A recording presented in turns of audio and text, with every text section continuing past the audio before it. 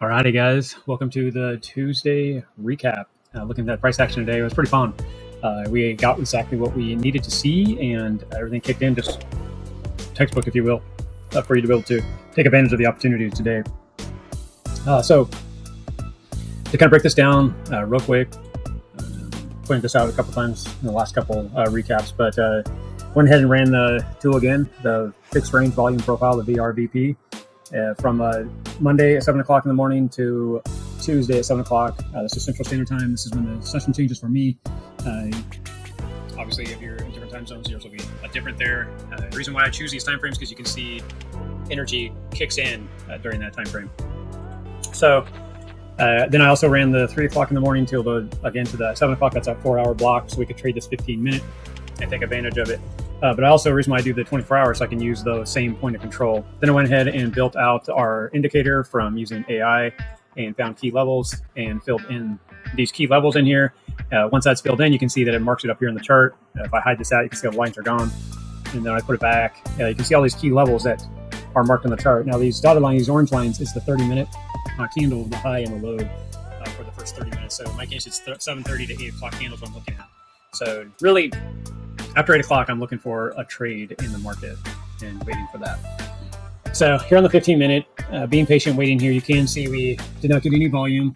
We were waiting for some type of breakout. So I have to kind of read this. You had a low here on the blue line, a point of control right here, and then you had also your high up here on this red line.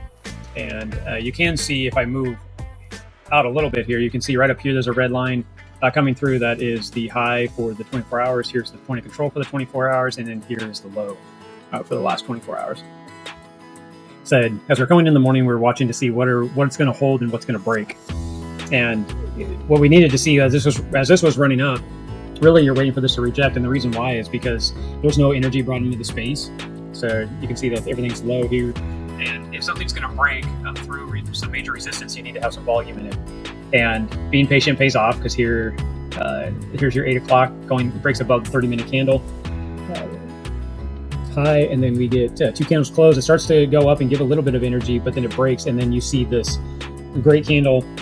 This is exactly what you're looking for, this strong candle down, high energy, back up, and it did break all the levels I was just explaining to you. So at that point, you're looking for this continuation down off of this wick. So now I'm going to jump into the 5-minute, because my 15-minute has given me what I needed.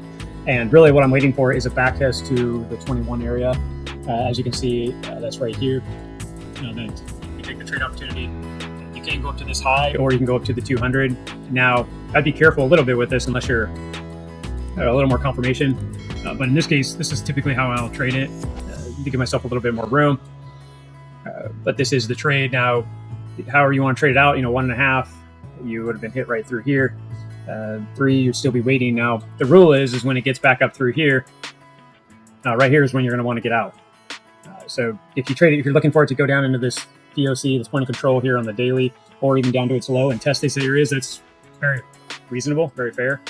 That is a high probability that it could have went down here. It could also tested the last Wix candle high, which is right here. We couldn't see that bounce. So, but this is why I say you get out when the 5-minute breaks, because it broke here.